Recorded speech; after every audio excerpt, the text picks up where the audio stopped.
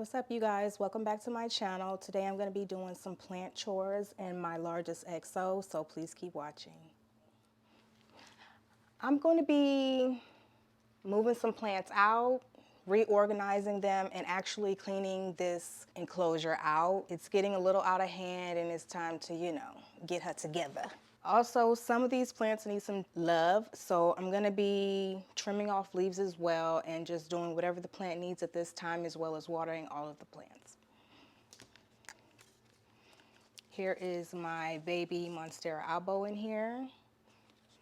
Mind you, everybody in here needs some water, so we'll get to it. We'll get to it. Here's my painted lady. She's very thirsty, but she's doing pretty well in here. Here is my pink princess. She has some hard water stains as well, because normally the way I water these plants is I just spray in here with my my sprayer and just hose them down, clean off the leaves, and kind of get them a little hydrated. This is the driest this plant has ever been in here. I've been really doing a bad job neglecting these plants. Well, a good job neglecting them, actually. But I'm going to get everybody tidied up. Look at that. This was actually a cutting from my best friend. When she gave it to me, it had these lower leaves on it only. I grew some of the bigger leaves in here. Here you go. She's been in here as long as I've had her under this grow light. And she's on one of my moss poles that you can get on my website at Plant Loving J. And I also have some good guys in here, some predatory mites, and I don't think they're working because I see some bugs in here. Oh, right, look at this. This is a really, really thirsty plant. Oh my God. Let me see if I can get her out of here without. Okay, so this is my Philodendron SP Columbia. She is crazy. So if she gets too close to the grow light, her leaves start getting burnt, right? And I move her further away from the grow light. But when I move her further away, her leaves grow like this big one here, reaching for the light just to get burned. I don't know why she is torturing herself.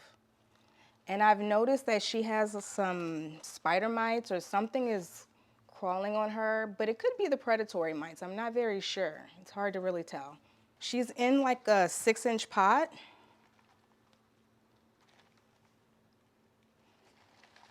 When I got her, she was in sphagnum moss. I put her in some water until she started growing some new water roots, and then I put her in leca. I think I've had her maybe 7 months or so. She actually has a new leaf growing in. I don't know if you can see it behind the one that's dying, but she has a new leaf. So I'm gonna clean her up today as well. Matter of fact, let me just see if I can get this dead leaf off because it's driving me crazy.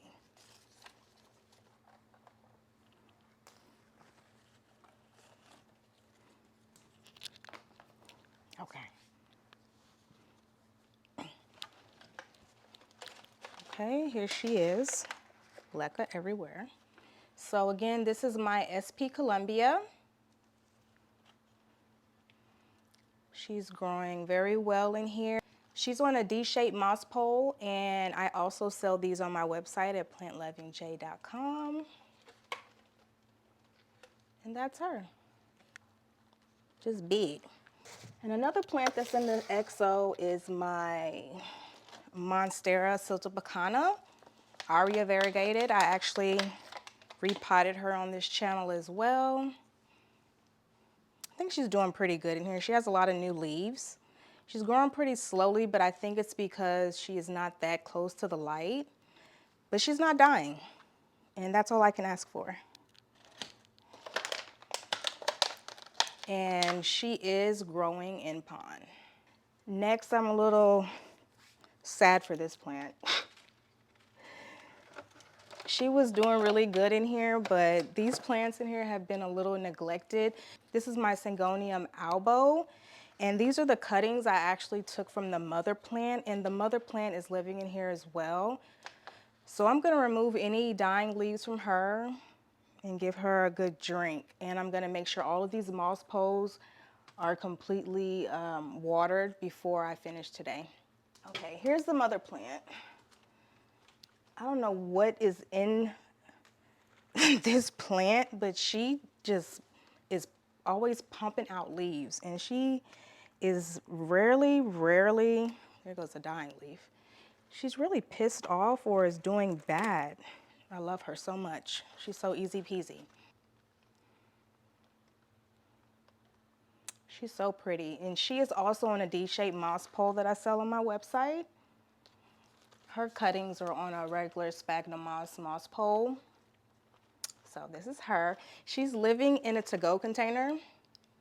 She's doubled up actually, so she can retain a little bit more water since she's very root bound, and I am never in the mood to take her out.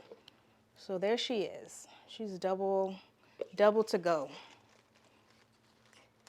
And she's thriving in here. She's only lost one leaf so far, so can't be mad at that considering how much I've been slacking. But okay. Next I have a Philodendron biliettiere. And I don't know what this plant wants. This plant is also on a D-shaped moss pole, living inside of here. This thing looks crazy. But I'm not gonna give up on her. I'm just gonna let her continue to do her thing. She can die, she can live, whatever she wants. I'm still gonna water her and give her some of the best conditions. And I honestly don't even think that this plant really needs high humidity to be happy. But there she is. She's not too close to the grow light either. And the last plant I have in here is one I'm pretty proud of. This plant has died on me maybe 2 times since I've had her. I got her when she was a little baby. Her leaves were about this big. And this is where she is today. This is my Philodendron. This is my Philodendron glorious that I tried to keep alive. And ever since I moved her in here, she's been very happy as well. I'm gonna have to reattach her to the moss pole. She's been doing really good in here. I had her in another location in my house and she wasn't feeling it. But that's okay, you just move them around until they start acting right. And this is my Philodendron glorious. I have a lot of different of these satchels with the predatory mites in here. So it's one less area I have to keep up with bugs. I don't really think they're working. I see spider mites on this baby right here, so. And that's my Philodendron glorious. I love this so much. I see so many people that have this plant that have huge leaves, and we're gonna get there one day. Look at her roots. Can you see those roots? No complaints.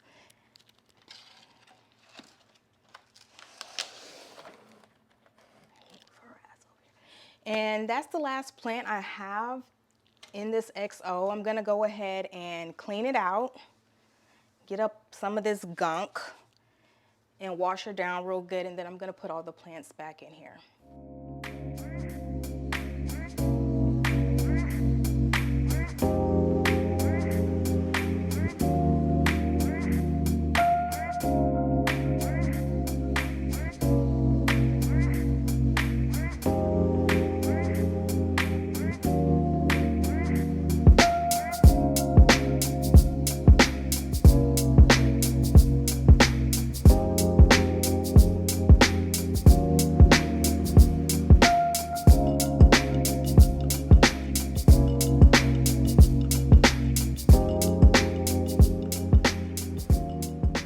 So I finally finished cleaning out the XO, and the product I used to clean it out was the pink stuff, the foaming cleaner. I don't know if this is toxic to plants or not, but I had a lot of hard water stains and I wanted to make sure that I got them out. And I also ran a little bit more water in the XO to make sure I got any residue from the product off. So now I'm gonna go ahead and start putting the plants back into the XO.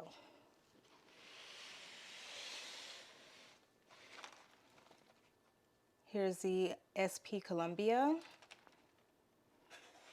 And I'm gonna try to see if I can attach her to her moss pole a little bit more with some plant clips so she's not stretching all over the place and she can fit tightly into the XO. And this is also going to allow for other plants to get some light as well because she's pretty tall.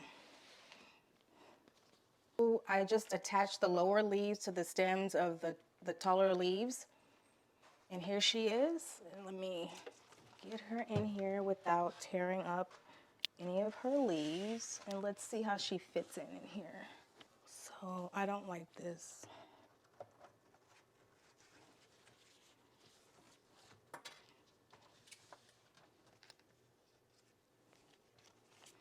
She actually has a new leaf coming in and I don't want to slow that down as well.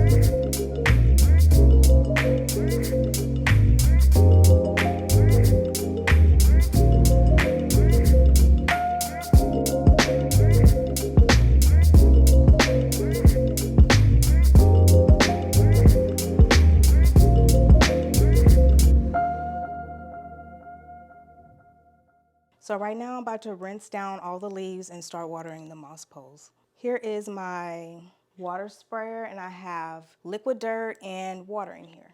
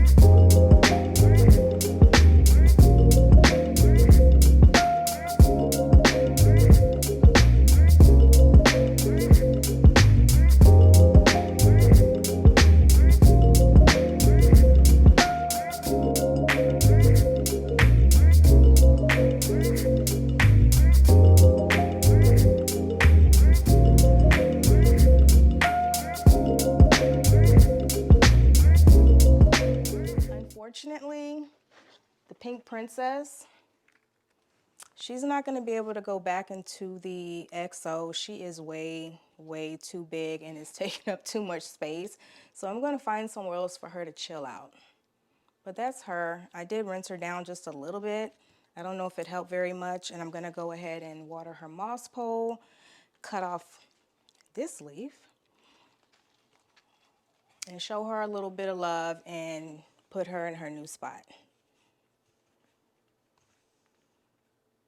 But the XO is the reason why she got this big, I must say.